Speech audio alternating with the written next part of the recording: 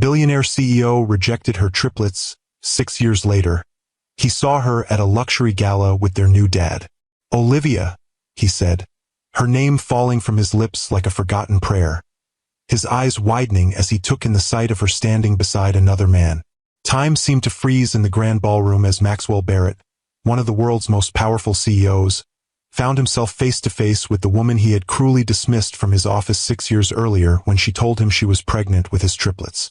"Maxwell," she acknowledged, her voice steady despite the storm of emotions threatening to overwhelm her. "It's been a long time." His gaze shifted to the distinguished man beside her, whose hand rested protectively at the small of her back, then to the gleaming wedding band on her finger. "I don't believe we've met," Maxwell said, his composed exterior betraying only the slightest crack in his voice. "James Harrington," her husband replied, extending his hand with professional courtesy. "Olivia's husband." Maxwell's knuckles whitened as he accepted the handshake. "And the children?" he asked, the question hanging between them like a live wire. "Our children are thriving," James answered with quiet confidence, emphasizing the word "our" with unmistakable meaning. "They call me Dad." Have you ever wondered what happens when a person who once threw away the greatest gift in life is forced to face the consequences of their choices? When a powerful man who rejected his own flesh and blood comes face to face with the family they've become without him. This is the story of 3 innocent children, a mother's extraordinary strength, and the true meaning of fatherhood that has nothing to do with DNA. Thank you, my amazing viewers, for helping Timeless Love Tales grow beyond 1,000 subscribers. Your support means the world to me. Each like, comment, and share has brought us to this milestone together. I pray that God blesses you abundantly in every area of your life, that you find strength in your struggles, peace in your storms, and joy in your journey. May your homes be filled with love, your hearts with purpose, and your lives with meaningful connections. As we continue to explore these stories of redemption and second chances together, I pray you experience the same grace and restoration in your own relationships. Thank you for being part of this growing family. Your presence here is a blessing I don't take for granted. Here's to many more stories that touch our hearts and remind us of what truly matters. I'm Mr. Harrison, and today I'm sharing a tale of heartbreak, redemption, and the family bonds that define us. If you've ever had to face someone who once broke your heart, give this video a like, and let's dive into this remarkable journey. The Celestial Grand Hotel glittered like a diamond against the night sky, its crystal chandeliers visible through floor-to-ceiling windows as limousines deposited the city's elite onto the red carpet. Olivia Reed smoothed the silk of her emerald gown, a nervous habit she thought she'd conquered years ago. Tonight marked her first appearance in high society since the scandal that had once defined her life. "You look beautiful," whispered James beside her, his steady hand at the small of her back. "Are you sure you're ready for this?" Olivia met her husband's concerned gaze with a smile that conveyed more confidence than she felt. "It's been 6 years. I'm not hiding anymore." As their car pulled to the entrance, Olivia's thoughts drifted to the last time she'd attended the annual Barrett Foundation Gala. She'd been 26 then, secretly pregnant and desperately in love with Maxwell Barrett, the foundation's billionaire patron and CEO of Barrett Global Investments. Tonight, at 32, she returned as Olivia Reed Harrington, renowned pediatric researcher, wife to neurosurgeon James Harrington, and mother to 3 remarkable 6-year-olds who were the center of her universe. The triplets Maxwell had rejected before they were even born. "Dr. Reed Harrington," called a photographer as they stepped onto the carpet. "Over here, please." James squeezed her hand reassuringly as they posed. This attention wasn't for the old scandal. It was for her groundbreaking research on childhood immunological disorders, which had recently earned her the prestigious Hoffman Award. The very reason they'd been invited tonight. "You've earned this moment," James murmured as they entered the grand ballroom. "Your work is changing lives." Olivia nodded, drawing strength from his unwavering support. James had been there when no one else was, first as her colleague, then friend, and finally, the man who had shown her what real love looked like. The man who had embraced her children as his own from the moment he entered their lives. The ballroom was a symphony of wealth and power, with conversations flowing as freely as the champagne. Olivia accepted a glass from a passing server, using the moment to scan the room.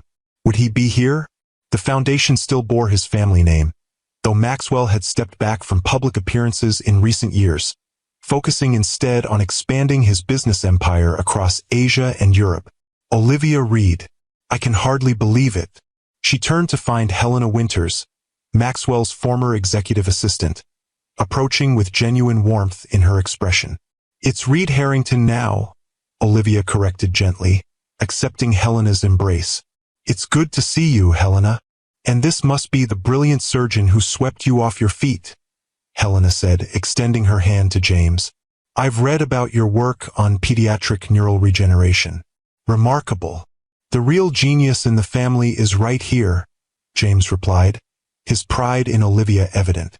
Helena's expression softened. How are the children? They must be getting so big now. 6 going on 16, Olivia laughed. Sophia's already reading at a 4th grade level, Lucas is obsessed with building things, and Emma's our little artist. They're amazing. I've no doubt, Helena said, her voice lowering slightly. You know he asks about them. The simple statement sent a chill through Olivia. Does he? Helena nodded. Not directly, of course, but whenever your research makes the news, I see him reading the articles. I think he... Helena, there you are. A sharp voice interrupted them. The Miyazaki delegation has arrived. And that's when it happened, the moment Olivia had both dreaded and secretly rehearsed for years. Maxwell Barrett appeared beside Helena, his attention initially focused on his assistant. He hadn't changed much in 6 years, still devastatingly handsome with his dark hair now distinguished by silver at the temples. His tailored tuxedo accentuating the athletic build he maintained despite his demanding schedule. Power and confidence radiated from him like heat from a flame. Then he turned and their eyes met. The encounter that followed was brief but loaded with tension. The formal introduction to James, the stiff congratulations on her award, the awkward silence broken only by Helena's skilled intervention. When Maxwell was called away to greet his mother, Olivia felt as though she'd survived the first round of a battle she hadn't prepared for. He never got over you, you know, Helena said quietly as Maxwell walked away. Not really. He made his choice, Olivia replied, the old pain surfacing despite her best efforts. We've all moved on. But had they? As Olivia and James made their way to their assigned table, she couldn't help but feel Maxwell's gaze following her across the room. The weight of their shared history, the unresolved questions, the paths not taken. All of it hung in the air like an invisible cloud. To understand how Olivia Reed had transformed from Maxwell Barrett's discarded girlfriend to the accomplished Dr. Reed Harrington, we need to step back and witness the life she built from the ashes of rejection. The morning after Maxwell had security escort her from his office, Olivia woke in her apartment feeling hollow. At 26, she had been a rising star in immunology research, respected in her field but virtually unknown outside of it. Her relationship with Maxwell had been kept relatively private. He valued his public image as an unattached bachelor too much to make their connection official in the press. She placed a hand on her still flat stomach, the reality of carrying triplets not yet fully processed. Multiple heartbeats, the ultrasound technician had said with excitement. 3 distinct little lives growing inside her. A miracle, statistically speaking. A miracle Maxwell had dismissed as an inconvenience. This pregnancy doesn't fit into my 5-year plan, he had said, his voice cold and detached as he stared at the ultrasound images she'd proudly presented. I'm expanding into Asian markets next quarter, opening offices in Singapore and Tokyo. I don't have time for 1 child, let alone 3. But we've talked about having a family someday, Olivia had argued, still believing this was just shock talking. I know it's happening sooner than we planned, but someday was a theoretical future, Olivia. Not now. Not 3 at once. He had straightened his tie, a gesture she now recognized as his tell when emotionally retreating. I'll have my lawyers draw up a settlement. You'll be taken care of financially, provided you're discreet. The memory of what followed still made her stomach clench. Her refusal of his settlement. His cold fury at being challenged. The security guards appearing at his office door. The humiliation of being walked out of the building she'd worked in for 3 years. Colleagues watching in confusion. "Dr. Reed, your 9 o'clock is here." The voice of her research assistant pulled Olivia back to the present, to her lab at Westlake Medical Center, where she'd rebuilt her career from scratch after leaving Barrett Biomedical Research Institute. She'd been 7 months pregnant with triplets when she'd secured this position, her growing reputation in the field just barely outweighing the obvious concerns about hiring a single woman about to have 3 newborns. "Thank you, Aiden. I'll be right there." Her office walls were covered with framed achievements, her published research, awards, recognition from peers. But the most precious items were the 3 framed handprints on her desk, labeled Sophia, Lucas, and Emma, taken on their 5th birthday. A daily reminder of why she pushed herself so hard, why failure had never been an option. The triplets had arrived 8 weeks premature, each weighing less than 4 pounds.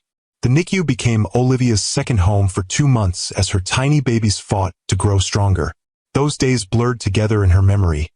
The constant beeping of monitors, the fear each time an alarm sounded, the precious moments when she could hold each fragile infant against her skin.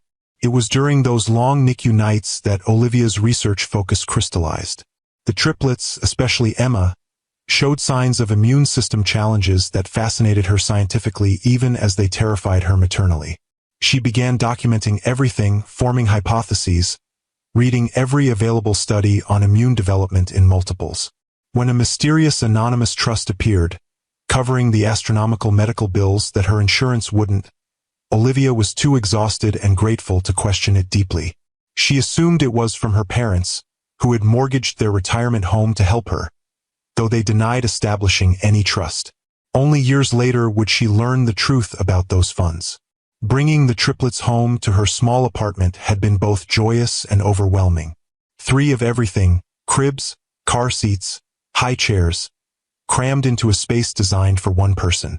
3 feeding schedules, 3 diaper changes, 3 different cries that she quickly learned to distinguish.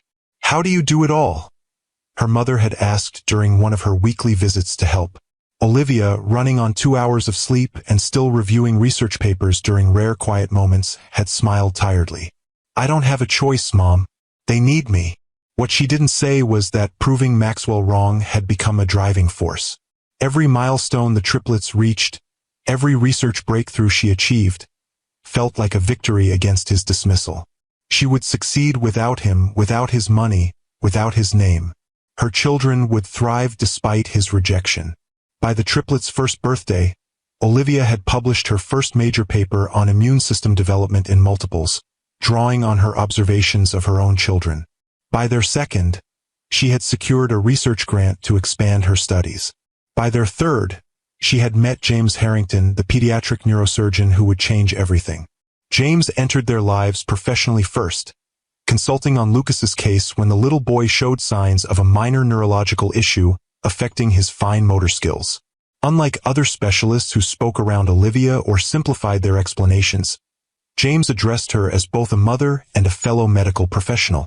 "Your observations about the connection between his immune responses and motor function are fascinating," he had said during their 2nd meeting. "Have you considered publishing on this specific correlation?" That conversation led to collaboration, which led to coffee discussions, which eventually led to James asking if he could take her to dinner. A real dinner, not hospital cafeteria food eaten between patient rounds. Their first date had been interrupted 3 times by her babysitter calling with questions about the triplets. Rather than showing frustration, James had smiled at each call. "They're lucky to have a mother who's so responsive," he'd said after the 3rd call. "Would it be easier if we had dinner at your place next time? I make a decent pasta, and I'd love to meet them." That dinner at home had been chaotic. Emma spilling juice, Lucas building a tower of pasta, Sophia peppering James with questions about the brain. Instead of being overwhelmed, James had engaged with each child individually, answering Sophia's questions seriously, helping Lucas improve his tower's structural integrity, and making Emma laugh by pretending the juice spill was a science experiment. "You're good with them," Olivia had observed after the triplets were finally asleep. "They make it easy," James had replied. "They're extraordinary kids, Olivia. Like their mother." Their relationship progressed slowly, mindful of the children's needs and Olivia's understandable caution. James never pushed, never rushed, never tried to replace a father figure the triplets had never known. He simply showed up, consistently and lovingly, for all four of them. When Lucas struggled with physical therapy exercises for his motor skills, James designed games that made the work fun. When Sophia became obsessed with how the brain worked, he brought child-friendly anatomy books. When Emma had nightmares, he taught Olivia techniques to help calm the little girl's active imagination. "Why us?" Olivia had asked him once after nearly a year of dating. "You could have a simpler life with someone without all this baggage." James had looked genuinely confused. "Baggage? You mean the three most fascinating children I've ever met and their brilliant mother who's revolutionizing our understanding of pediatric immunology? That's not baggage, Olivia. That's treasure." By the time James proposed, when the triplets were 4, they had already formed their own relationships with him. The proposal itself involved all 3 children, each carrying a tiny box containing a piece of a puzzle that, when assembled, asked, "Will you marry us?" The wedding was small but joyful, with Sophia, Lucas, and Emma playing starring roles. 6 months later, James legally adopted the triplets, giving them his last name alongside Olivia's, a hyphenated identity that honored both their mother's journey and their new family unit. "Do we have to call you Dad now?" Sophia had asked James after the adoption was finalized, her serious little face scrunched in concentration. "You can call me whatever feels right to you," James had answered honestly.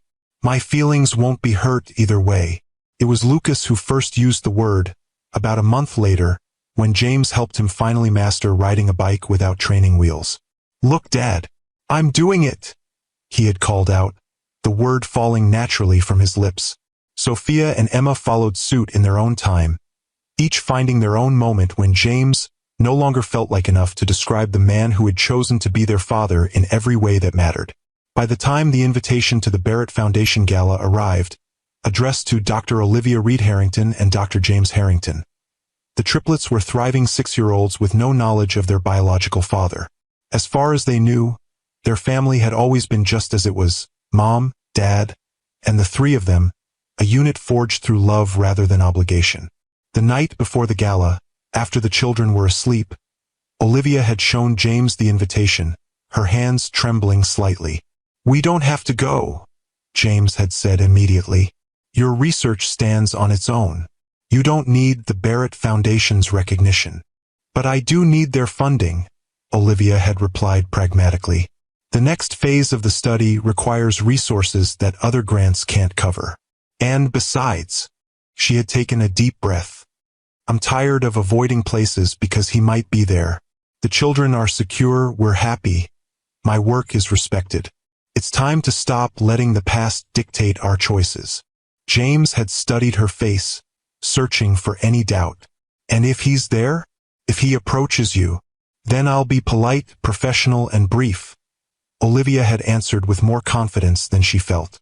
"He's just another potential donor now. Nothing more." But standing in the celestial grand ballroom, watching Maxwell Barrett take the stage for the Foundation's annual address, Olivia realized she had underestimated the emotional impact of seeing him again. The way he commanded attention, the familiar cadence of his speech, the subtle gestures she once knew intimately, all of it sent unwelcome ripples of memory through her. "Tonight, we celebrate not just philanthropy, but innovation," Maxwell was saying, his voice filling the room. "Breakthroughs that change lives. Discoveries that offer hope where once there was none." His eyes found hers in the crowd, and for a moment, it felt as though everyone else disappeared. The Barrett Foundation has always believed in supporting visionaries, those rare individuals who see possibilities others miss. This year, we're honored to announce a new initiative focused specifically on childhood immunological disorders, with an initial endowment of $50 million. Murmurs rippled through the audience. This was Olivia's exact field of research, the focus of her life's work. The coincidence seemed too precise to be accidental. The initiative will be led by a steering committee of experts, Maxwell continued, including this year's Hoffman Award recipient, Dr. Olivia Reed Harrington, if she's willing to accept the position. All eyes turned to Olivia, who sat frozen in surprise. James squeezed her hand under the table, a silent question in his touch. This was an incredible opportunity for her research, for the children she hoped to help, but it would mean working closely with Maxwell. With practiced composure, Olivia offered a polite nod of acknowledgement, neither accepting nor declining the unexpected offer.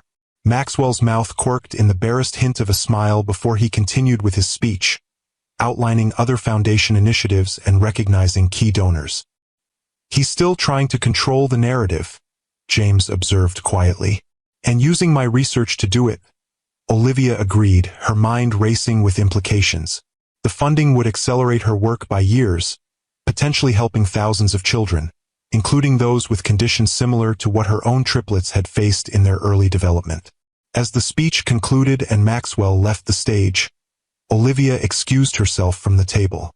"I need a moment," she told James, who nodded in understanding. She made her way to a quiet alcove off the main ballroom, needing space to process the unexpected turn of events. The alcove opened onto a small balcony overlooking the hotel's illuminated gardens, and Olivia stepped out into the cool night air, drawing a deep breath to steady herself. "You always did prefer fresh air to crowded rooms." She turned to find Maxwell standing in the doorway, his expression unreadable in the dim light. "Some things don't change," she acknowledged, maintaining her distance. "That was quite an announcement." "The Foundation has been planning this initiative for months," he said, stepping onto the balcony but respecting the space between them. "Your research made you the obvious choice to lead it. And the fact that I'm the mother of your children had nothing to do with it?" The words escaped before she could censor them, hanging in the air between them like an accusation.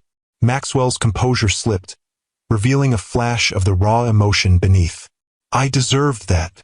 You didn't answer the question." He moved to the balcony railing, looking out at the gardens below. "Would you believe me if I said your work stands on its own merits? That any personal connection was secondary to your professional qualifications?" "Once, perhaps," Olivia replied, "before you made it abundantly clear that you wanted nothing to do with me or our children." Maxwell's knuckles whitened as he gripped the railing. "I made the biggest mistake of my life that day." The simple admission, spoken without pretense, caught Olivia off guard. For years, she had imagined this confrontation, had rehearsed what she would say if given the chance. But now, faced with his unexpected vulnerability, the carefully prepared speeches evaporated. "Why?" she asked finally. "I've never understood why. We were planning a future together. Then I told you about the triplets, and suddenly I was being escorted from your office by security." Maxwell turned to face her, his expression pained. "It wasn't about the children, Olivia. Not the way you think." "Then what was it about?" "Because this pregnancy doesn't fit into my 5-year plan," seemed pretty clear at the time. "I was terrified," he admitted, running a hand through his hair in a gesture she remembered from their time together. "Not of fatherhood itself, but of failing at it. Of becoming my father." Olivia frowned. Maxwell rarely spoke of his father, who had died when he was 12. "Your father? You barely knew him." "I knew enough." His voice hardened. "The gambling, the drinking, the women. My mother protected me from the worst of it, but I saw how he destroyed everything he touched. How he'd disappear for months, then return with grand gestures and empty promises." He paused, seeming to struggle with the weight of old memories. "When you told me about the triplets, all I could think was that I carried his blood, his weaknesses. That sooner or later, I would destroy you and those children just as he destroyed my mother." "So you rejected us first?" Olivia said softly, beginning to understand. "To spare us the pain of your inevitable failure." "It sounds pathetic when you say it like that," Maxwell acknowledged with a bitter smile. "But yes, in that moment, pushing you away seemed like the kindest thing I could do." "Kindest?" Olivia's voice rose slightly. Do you have any idea what those first years were like? Working full-time while caring for 3 premature infants? The medical bills? The sleepless nights? The judgment from people who thought I was irresponsible for raising triplets alone. Maxwell flinched at each question. Helena kept me informed, he said quietly, about the complications, the hospital stays. I set up the anonymous trust for their medical expenses. Olivia stared at him in shock.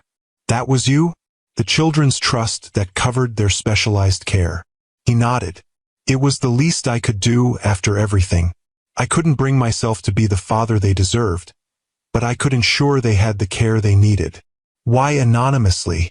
Why not tell me? Would you have accepted my help if you'd known it came from me? He challenged. After the way I treated you? Olivia had to admit he was right. Her pride would have prevented her from accepting anything from the man who had rejected her and their unborn children. The anonymous trust had been a lifeline during those difficult early years, allowing her to focus on her research while ensuring the triplets received the best possible care.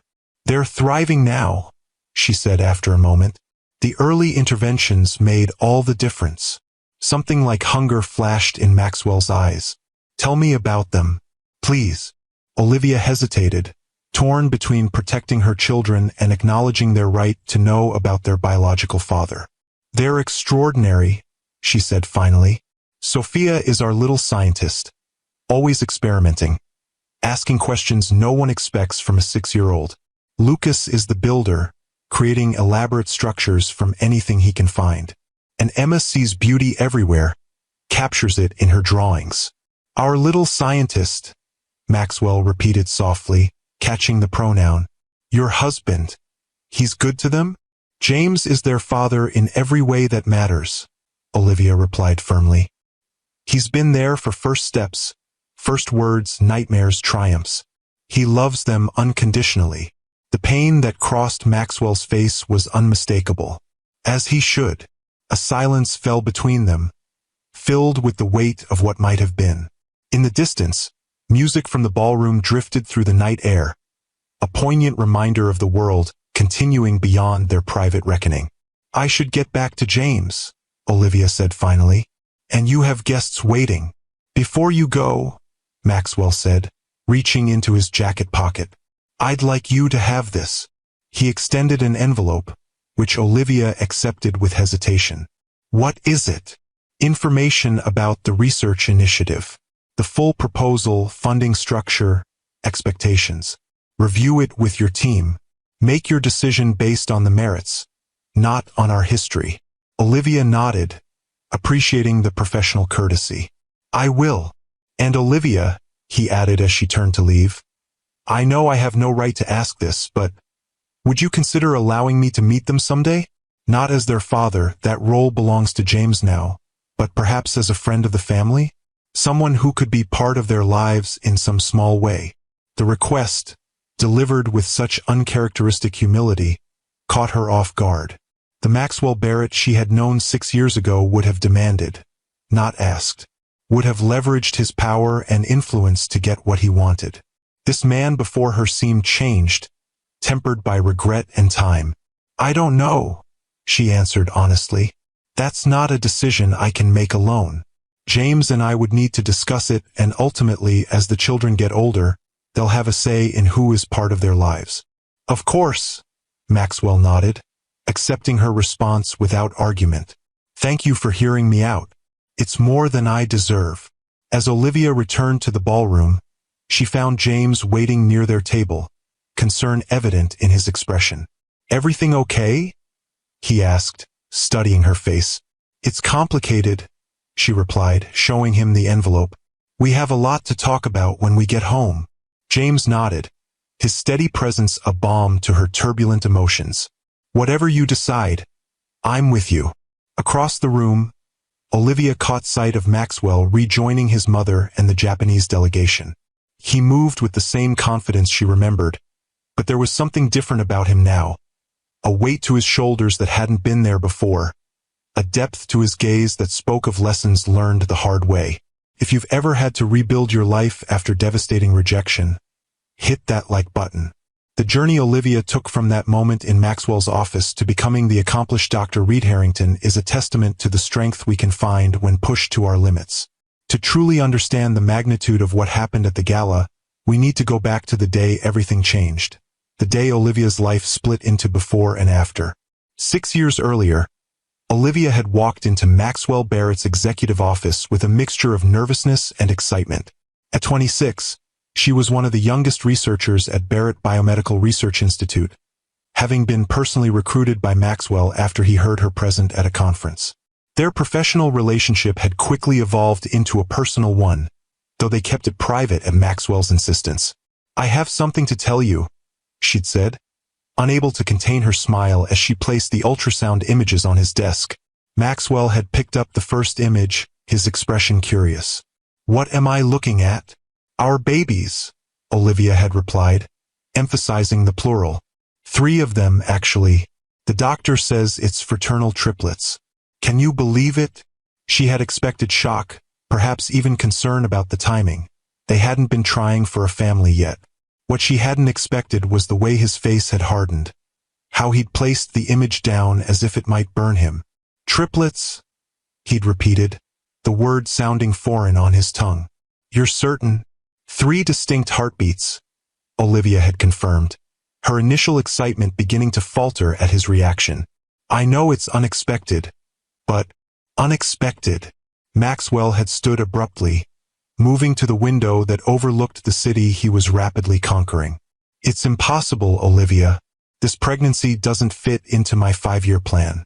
I'm expanding into Asian markets next quarter, opening offices in Singapore and Tokyo. I don't have time for 1 child, let alone 3. The coldness in his voice had sent a chill through her. "I thought we talked about having a family someday." "Someday was a theoretical future," he'd replied without turning to face her. "Not now. Not 3 at once." "So what are you saying?" Olivia had asked, though she already knew the answer from the rigid set of his shoulders. When he finally turned, his expression was that of a stranger, the ruthless businessman she'd heard about but never personally experienced. "I'm saying I'll have my lawyers draw up a settlement. You'll be taken care of financially, provided you're discreet." The implication had hit her like a physical blow. "You think I'm telling you this for money? That I want to be taken care of?" "Be practical, Olivia," Maxwell had said, his tone softening slightly, which somehow made it worse. "Your career is just beginning. 3 babies at once would derail everything you've worked for. The settlement would allow you to make whatever choice you feel is best, without financial pressure." "The only pressure I'm feeling right now is from you," she'd replied, anger replacing her initial hurt. "I didn't come here asking for anything. I came to share news about our children. Children we created together. Children I never agreed to have," he'd countered, his own anger flaring. "Not now. Not like this. Life doesn't always follow a 5-year plan, Maxwell. Sometimes it gives you unexpected gifts. Or unexpected complications," he'd retorted. "My decision is final. Take the settlement, Olivia. It's the sensible solution." She'd stood then, gathering the ultrasound images he'd so casually dismissed. "I don't want your money. I don't need your permission to have these babies. And I certainly don't need a man who sees his own children as complications in my life or theirs." His expression had darkened. "You're being emotional and irrational. Think about what you're saying. How will you manage 3 infants alone? Your career will be over before it begins." "Watch me," she challenged, heading for the door. "These children and I will thrive without you. That's a promise." "Olivia, don't walk out that door," Maxwell had warned, his voice taking on the edge that made business competitors crumble. "If you leave now, that's it. There's no coming back." She'd paused at the threshold, one hand on the doorknob. "The man I thought I loved would never make me choose between him and our children. I guess he never existed." What happened next still burned in her memory. Maxwell picking up his phone, the security guards appearing within minutes, the humiliation of being escorted from the building as colleagues watched in confusion. By the time she reached her apartment, her access badge had been deactivated, her work email shut down, and her personal belongings from her office delivered by courier with clinical efficiency. The following weeks had been a blur of practical challenges. Finding a new position while visibly pregnant with triplets. Securing an apartment she could afford on a reduced salary. Explaining to her parents why the man they'd never met, Maxwell, had always been too busy for family introductions, wouldn't be in the picture. He said what? Her mother had exclaimed when Olivia finally broke down and told her the full story. Oh, sweetheart, I'm so sorry. I'm not, Olivia had replied, surprising herself with the truth in those words. If this is who he really is, better to know now than after the children are born. Better to build our life without him than with someone who sees them as inconvenient. That determination had carried her through the difficult pregnancy, the premature birth, the terrifying NICU stays, and the exhausting early years. Every time she felt overwhelmed, trying to feed 3 infants while battling sleep deprivation, juggling childcare with research deadlines, stretching her budget to cover the endless expenses of raising triplets. She remembered the promise she'd made walking out of Maxwell's office.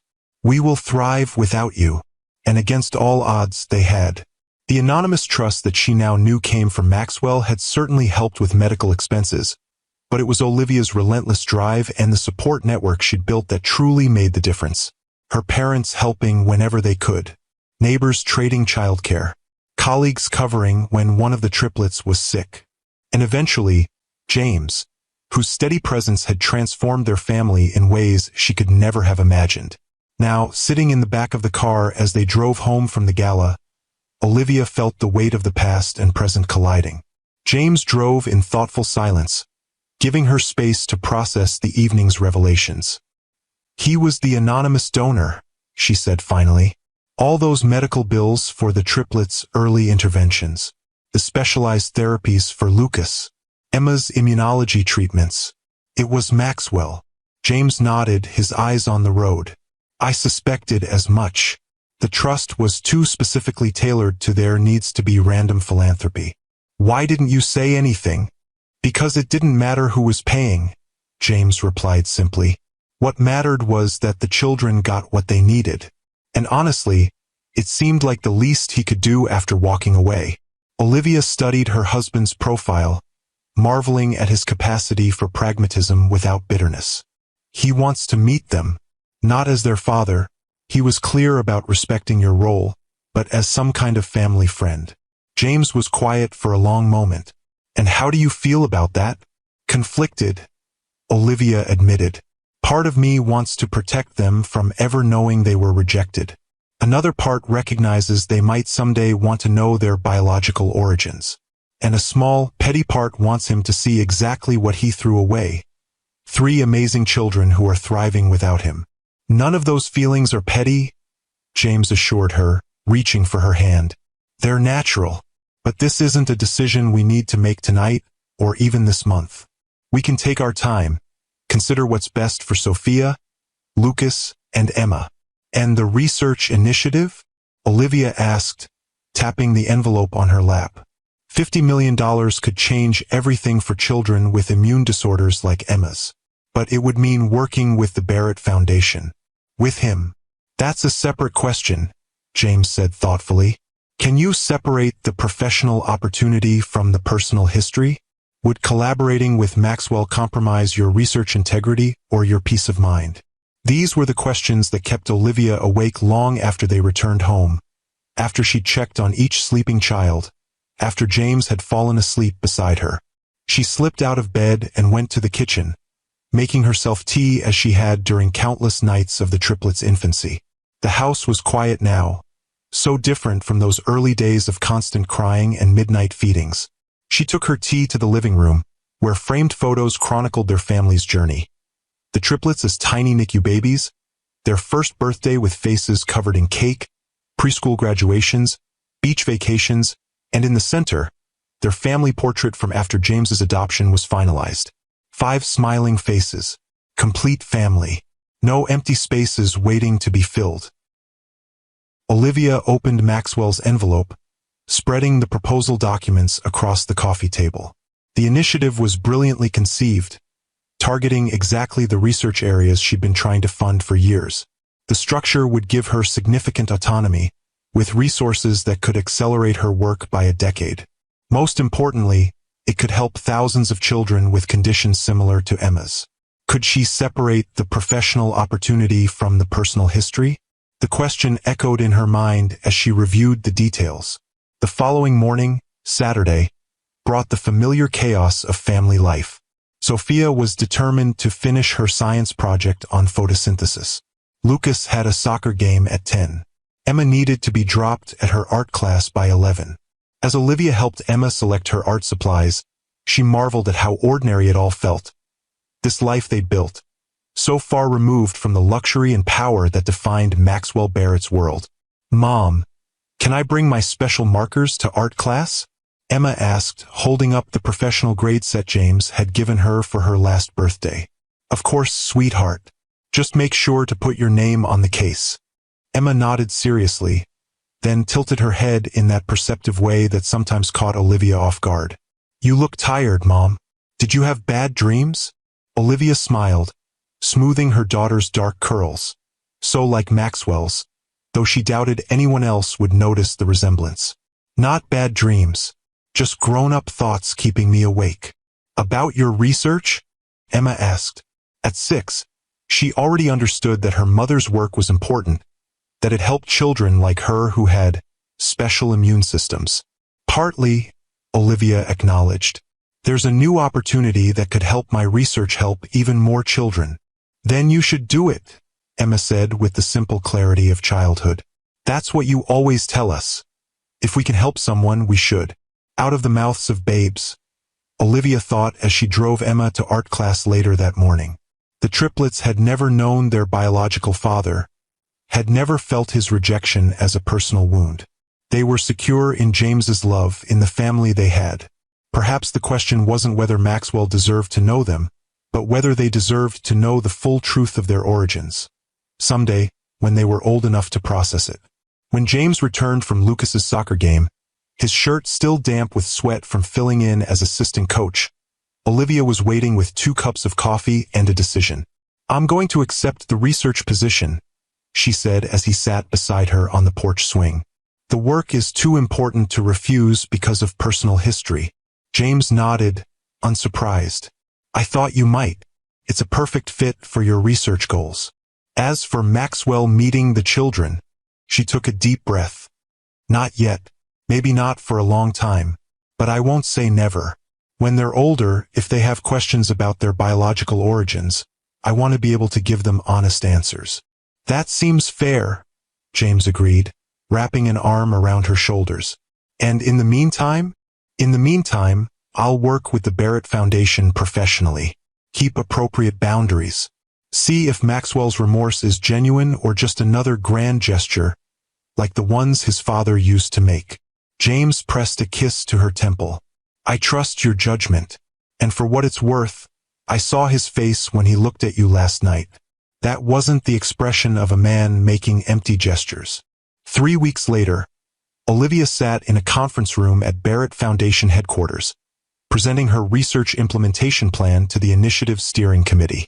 Maxwell sat at the head of the table, professional and attentive, asking insightful questions without any hint of their personal connection. If the other committee members noticed any tension, they gave no indication. As the meeting concluded and people filed out, Maxwell remained seated, waiting until they were alone before speaking. "The committee was impressed," he said, maintaining a respectful distance. "Your approach to targeting specific genetic markers is revolutionary." "Thank you," Olivia replied, gathering her presentation materials. "The Foundation's resources will allow us to expand the clinical trials significantly." Maxwell nodded, then hesitated before continuing. "I've been meaning to ask, did you have a chance to discuss my request with James? About meeting the children someday?" Olivia met his gaze directly. "We did, and we've decided that it's not the right time. The triplets are thriving, their world is stable and secure. Introducing you now, in any capacity, would raise questions they're too young to process." Though disappointment flickered across his features, Maxwell nodded in acceptance. I understand. And in the future? The future remains open, Olivia said carefully. When they're older, if they have questions about their biological origins, we'll be honest with them. What happens after that will depend partly on them. That's more than I have any right to hope for, Maxwell acknowledged. Thank you for not shutting the door completely. As Olivia turned to leave, Maxwell spoke again, his voice softer. Olivia? I know words are inadequate, but I truly am sorry. Not just for what I did, but for what I missed. For not being the man you deserved back then. For not being brave enough to face my fears. She paused at the door, considering her response. You know what I've learned raising triplets, Maxwell? That courage isn't the absence of fear. It's acting with love despite being afraid. It's showing up every day, even when you're exhausted and overwhelmed and terrified of making mistakes. Like you did, he said quietly. Like James does. Yes, she confirmed. Exactly like that. The months that followed established a new normal. Olivia's research flourished with the Foundation's backing, leading to breakthroughs that made headlines in medical journals. Her professional interactions with Maxwell remained cordial and productive, focused entirely on the work. If he sometimes looked at her with regret in his eyes, neither of them acknowledged it. Life at home continued its beautiful chaos. The triplets thrived in first grade, each developing their distinct personalities and interests. James's neurosurgery practice expanded to include a specialized pediatric unit. Their family grew stronger, their bonds deeper, their future secure in the love they shared. It was nearly a year after the gala when the invitation arrived. A children's science fair sponsored by the Barrett Foundation, showcasing young innovators from across the city. Sophia had been selected as a finalist for her project on plant communication, an honor that had her bouncing with excitement for days. Mom, Dad, my project is going to be in a real science fair with real scientists, she exclaimed, waving the invitation. Can we go? Please. Olivia and James exchanged a look, having the silent conversation that parents perfect over time. They both knew Maxwell would likely be there, that this could be the first time he saw the triplets in person. Was it a manipulated situation? Perhaps. But it was also a genuine honor for Sophia, an opportunity she had earned through her own brilliance. Of course we'll go, James said, lifting Sophia in a celebratory hug. We wouldn't miss it for anything. Can Lucas and Emma come too? Sophia asked, always thinking of her siblings. It's a family event, Olivia confirmed, reading the invitation details. We'll all be there to cheer you on. The science fair was held at the Barrett Foundation's Community Center, a modern facility designed to make science accessible to children from all backgrounds. As they entered the exhibition hall, Olivia felt a familiar tension in her shoulders, scanning the room for Maxwell while helping Sophia set up her display. Dr. Reed Harrington, came Helena's warm voice from behind them. And this must be the brilliant young scientist we've heard so much about. Sophia beamed at the introduction, shaking Helena's hand with the solemnity of a much older child. I'm Sophia Reed Harrington. My project demonstrates how plants communicate stress signals through root systems and airborne chemicals. Impressive, Helena smiled, genuinely charmed. The judges are going to love this. As Helena chatted with Sophia about her methodology, Olivia felt rather than saw Maxwell's approach. He stood at a careful distance, watching the interaction with an expression of wonder and restraint. When their eyes met, he gave a small nod of acknowledgement but made no move to come closer. Throughout the event, Maxwell maintained this respectful distance, present as the Foundation's representative, congratulating all the young scientists, but never singling out Sophia or approaching the family directly. When Sophia was awarded first place in her age group, his applause from the sidelines seemed genuinely proud rather than performative. It was Lucas who bridged the gap, in the unexpected way children often do. As the crowds mingled after the awards ceremony, he approached Maxwell with the directness of a 6-year-old on a mission. Are you Mr. Barrett? He asked, looking up at the man whose biological connection to him remained unknown. Maxwell crouched to the boy's eye level, surprise and emotion carefully controlled. I am. And who might you be? I'm Lucas Reed Harrington, Sophia's brother. He pointed to where his sister was proudly showing her award to Emma. Your building has really good architecture. I want to design buildings when I grow up too. Do you? Maxwell replied, his voice steady despite the visible impact of this first interaction. That's an excellent career choice. Did you design this building? Lucas asked, gesturing to the soaring ceilings and innovative use of space. I helped with some of the ideas, Maxwell acknowledged. But the real architects did the important work. Would you like to know how they made the ceiling look like it's floating? Lucas nodded eagerly, and for the next few minutes, Maxwell explained the architectural principles in terms a 6-year-old could understand, his focus entirely on the boy's questions and observations. From across the room, Olivia and James watched the interaction, standing close together as they processed this unexpected moment. He's being respectful, James noted quietly. No overstepping, no claiming. Yes, Olivia agreed, feeling a complex mixture of emotions as she watched Maxwell point out design features to her son. Their son, biologically, though James was his father in every way that mattered. He's changed. When Lucas returned to them, bubbling with excitement about cantilevers and support structures, he mentioned casually, Mr. Barrett knows a lot about buildings. He said if I'm still interested when I'm older, he could introduce me to real architects who design skyscrapers. That was kind of him, James said, his arm secure around Lucas's shoulders. Did you thank him? Aha, he's nice. Not scary like some grown-ups in suits.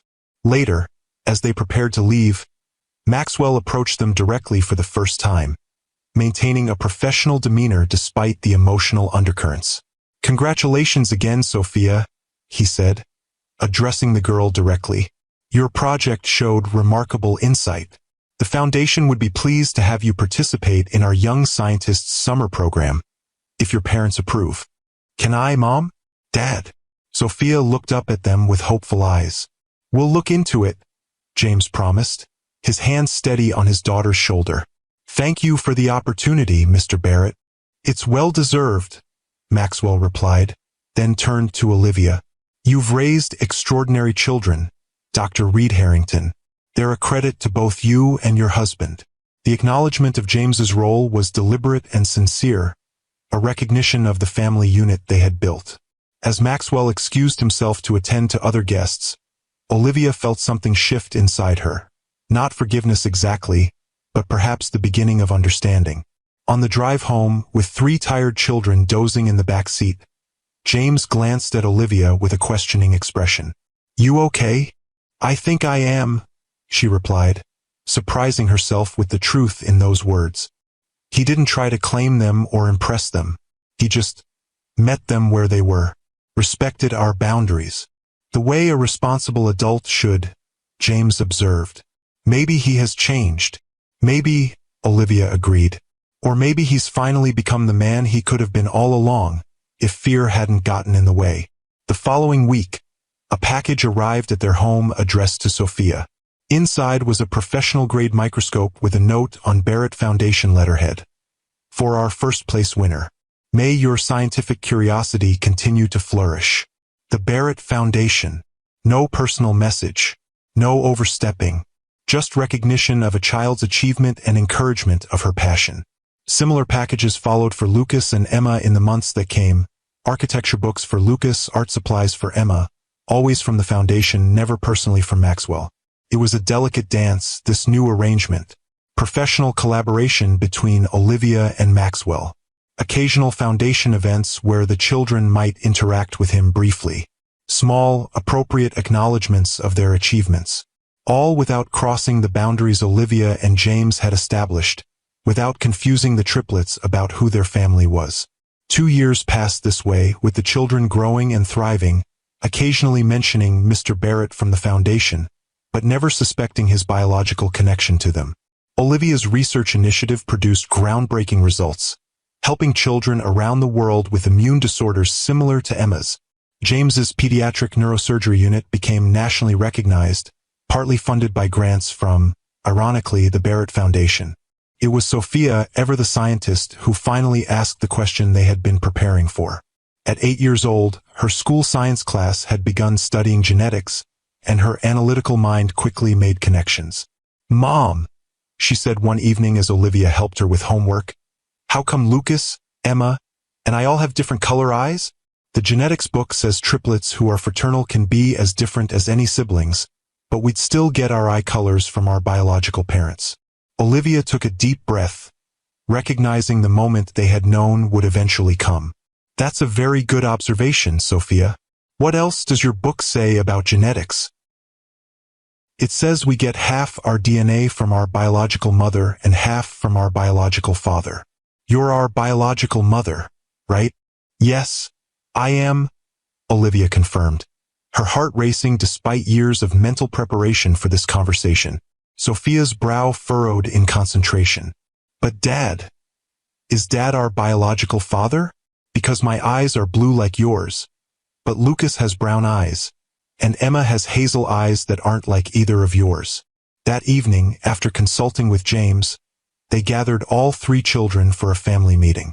With age-appropriate honesty, they explained that before James came into their lives, Olivia had been in a relationship with another man who was their biological father.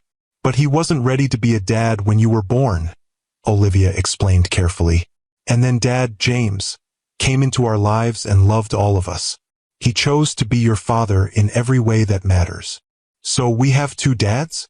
Lucas asked, trying to process this new information. "A biological one and a real one? Your dad, James, is your real father," Olivia clarified. "Being a parent is about much more than biology. It's about love, presence, commitment, all the things Dad gives you every day." "Who is our biological father?" Emma asked quietly, her perceptive gaze fixed on Olivia's face. "Do we know him?" Olivia and James exchanged a look, having agreed on how much to share at this stage. "His name is Maxwell Barrett," Olivia said gently. "He runs the Barrett Foundation that sponsors Sophia's science program and the art classes Emma takes."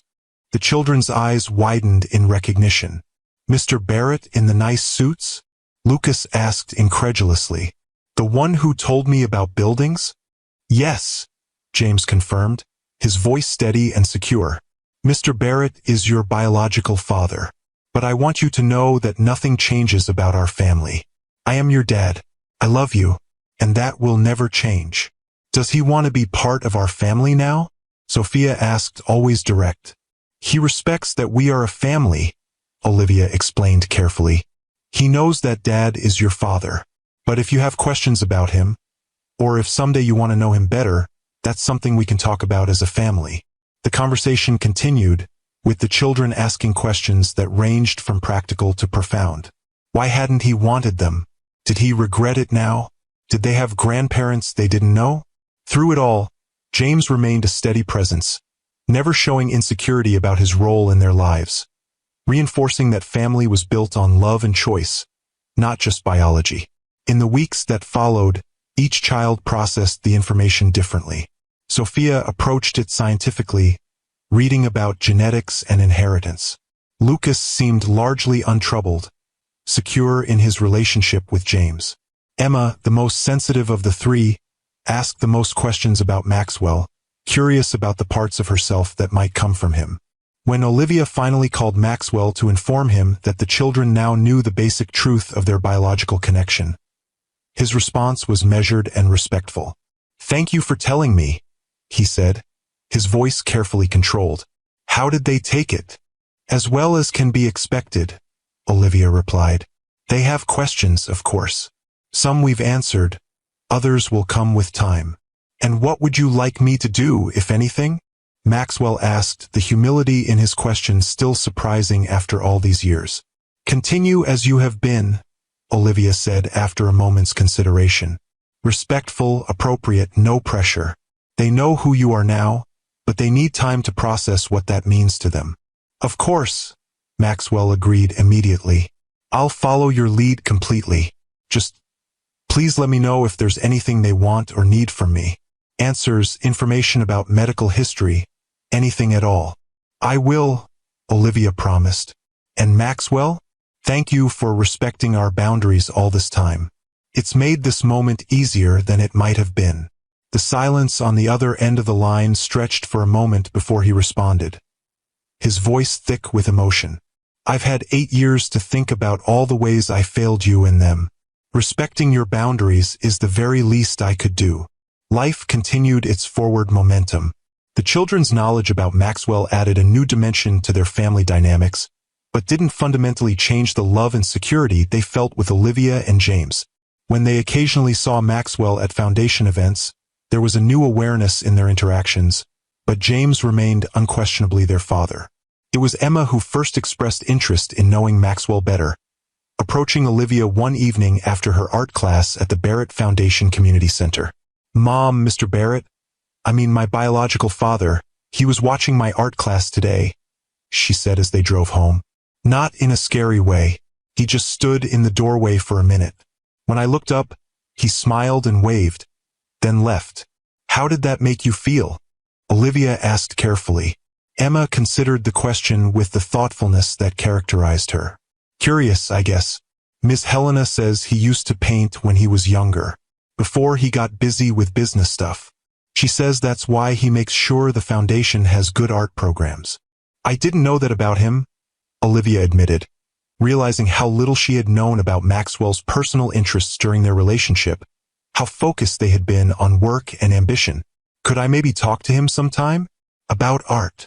Emma asked hesitantly. Not instead of Dad or anything. Just to see if that's where I got it from. That conversation led to a carefully arranged meeting. Emma and Maxwell in the Foundation's art studio, with Olivia present but giving them space to connect over sketchbooks and watercolors. James had supported the arrangement completely, secure enough in his relationship with his daughter to encourage her curiosity about her biological origins. I used to paint to calm my mind, Maxwell explained to Emma as they mixed colors side by side. When business problems seemed too complicated, creating something beautiful helped me think more clearly. That's how I feel too, Emma said, her initial shyness fading as they found common ground. When school gets too noisy or when I'm worried about something, drawing makes everything quiet inside. Watching them together, Olivia was struck by the similarities she had never noticed before. Not just physical traits but mannerisms, the way they both tilted their heads when concentrating, how they used the same precise gestures when explaining something important to them.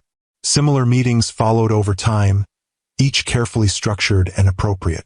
Sophia's interest in Maxwell was more intellectual. She wanted to know about his business achievements, his approach to problem-solving. Lucas was initially the least interested, secure in his identity as James's son, but eventually became curious about the Barrett family history, the grandparents he had never known. Through it all, James remained steadfast, encouraging the children's relationships with Maxwell without insecurity or jealousy. They're secure enough in our family to explore these connections, he told Olivia one night after the children were asleep. That's a good thing, not a threat. You're an extraordinary man, James Harrington, Olivia said, resting her head against his shoulder. Most men would find this situation impossible. Most men haven't been blessed with 3 amazing children who call them dad by choice, not obligation, he replied simply. Nothing Maxwell does can change that. As the children's 10th birthday approached, a milestone that seemed impossible when Olivia had been struggling with 3 premature infants, Maxwell requested a meeting with both Olivia and James. They met at a neutral location, a quiet cafe near the hospital where James worked. Thank you for seeing me, Maxwell began, his demeanor respectful as always. I wanted to discuss something with both of you before proceeding. We're listening, James said, his arm resting casually across the back of Olivia's chair. The children's birthday is approaching, Maxwell continued. I'd like to establish trust funds for each of them, for education, future security, whatever they might need. Not as a replacement for anything you provide, but as an additional resource they can access when they're older. Olivia and James exchanged a glance, having anticipated something like this eventually. We appreciate the thought, Olivia began carefully, but we've always been clear about maintaining our family's independence. I understand, Maxwell nodded, and I respect that completely. This isn't about control or influence. The trusts would be irrevocable, with you both as trustees until the children turn 25. I would have no access or control over the funds. May I ask why now? James inquired, his tone neutral rather than confrontational. Maxwell considered the question before answering. Because I've spent 10 years trying to make amends for the worst mistake of my life.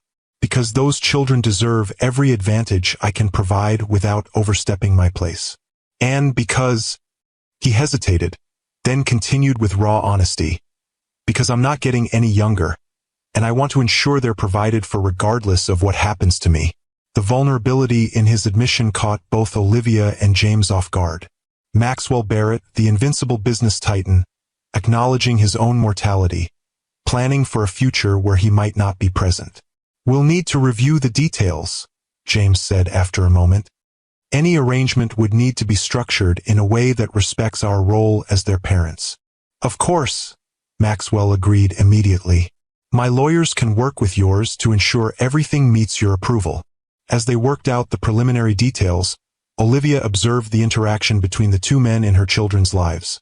One who had chosen to be their father in every way that mattered, and one who was trying, however imperfectly, to make amends for his greatest failure.